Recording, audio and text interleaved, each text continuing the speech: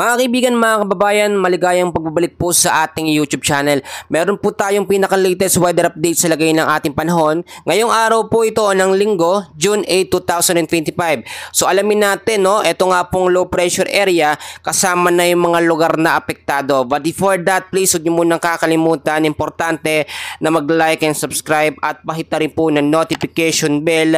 Maraming salamat po. So mga kaibigan, ang low pressure area na ating minomonitor ay nananatili pa rin po sa loob ng ating Philippine Area of Responsibility.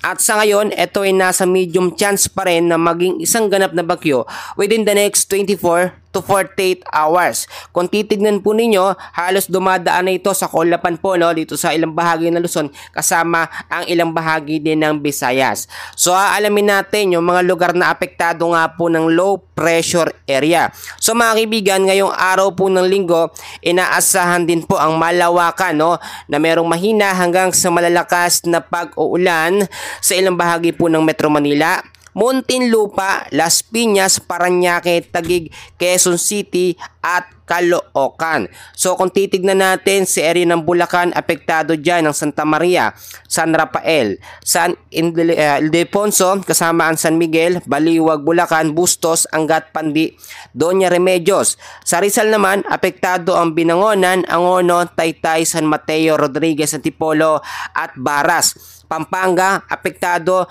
ang lugar ng San Luis, Candaba, San Simon, Arayat. So nabaisihan naman San Isidro, Cabiao, Gapan, San Antonio, Bangabon, Pantabangan, sa Laguna, Calamba, Cabuyao, Los Baños, San Pedro. Kung titignan natin mga kaibigan ko, yung mga lugar na yan, posible pa rin makaranas ng same scenario na naranasan natin kahapon.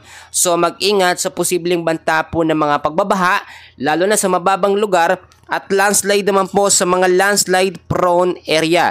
Ngayon, tignan naman natin yung dami ng ulan na posibleng maranasan nga po sa iba't ibang bahagi ng ating bansa dahil po sa low pressure area at pinalakas po na southwest monsoon. Heavy rainfall outlook tayo dahil sa LPA. Inaasahan ngayong araw mga kaibigan 50 to 100 mm na dami ng ulan ng mararanasan pa rin po sa Quezon, Camarines Norte, Camarines Sur, Catanduanes, Albay, Sorsogon at Masbate. Bukas naman po, June 9, inaasahan na 50 to 100 mm sa dami ng ulan sa Quezon pa rin, Camarines Norte, Camarines Sur, Catanduanes, Albay, Sorsogon at Masbate. Sa June 10 naman, 50 to 100 mm pa rin na dami ng ulan sa Camarines Norte pa rin, Camarines Sur, Catanduanes, Albay, Sorsogon at Masbate. So, posible naman yan magbago mga kaibigan, depende sa galaho ng low pressure area na nasa loob po ng ating Philippine Area of Responsibility. Sa ngayon, wala pa tayong track dahil hindi pa naman nagiging official na unang bagyo o bagyo. Ito talagang LPA. Pero malapit na rin ito sa high chance na maging isang ganap na bagyo. Kaya nga sinasabi natin, within the next 24 to 48 hours ay may chance ng maging tropical depression or mahinang bagyo. Ito nga pong LPA na nasa loob po ng ating bansa. So meron pa rin tayong tinatawag ngayon na forecast weather condition. So itong forecast weather condition natin, kasama pa rin dyan yung mga lugar na apektado nga po ng southwest monsoon at ng low pressure area. Sinasabayan din kasi ng mga localized thunderstorm itong LPA at southwest monsoon, kaya po lumalakas. Madalas sa hapon yan na tinaabot po sa gabi o hanggang sa gabi. Forecast weather condition natin sa area pa rin ng Bicol Region, Central Visayas. Ito, malawakan yung mga sakop nito mga kaibigan. Eastern Visayas, Aurora at Quezon. Ang weather condition ho natin dyan, cloudy skies with scattered rains and thunderstorm dahil po sa low pressure area. So pinag-iingat po yung mga lugar dyan sa banta ng pagbabaha, gayon din sa banta ng landslide dahil po sa moderate to heavy rains na nangyayari sa hapon at sa gabi. Sa area ng Metro Manila, may Maropa, Mindanao, the rest po ng Central Luzon, kasama rin ng ilang bahagi ng Visayas, Cavite, Laguna, Batangas at Rizal. Weather condition dyan, cloudy skies pa rin with scattered rains and thunderstorm pagdating naman po sa hapon dahil po yan sa southwest monsoon or hanging habagat. So ilang bahagi na Luzon, apektado pa rin ng maulap na kalangitan dahil po sa southwest monsoon. Yung mga lugar ho na aking binanggit, pinag-iingat sa banta ng mga pagbabaha, gayon din po sa banta ng landslide. So ang sinasabi natin, ito nga pong posibleng maging unang bagyo ay nakikitaan ng potensyal na magiging malakas, no? Ang sinasabi nga natin, posible itong umabot hanggang sa severe tropical storm kasi kadalasan after po ng low pressure area, pumapasok dyan yung tropical depression, mahinang bagyo mga kaibigan, heavy tropical depression, severe tropical depression o yung malakas na bagyo. And hopefully, wag po itong maging super typhoon, no, category dahil nga po hindi natin ina-expect yung ganitong malalakas na bagyo ngayong taon po ng 2025.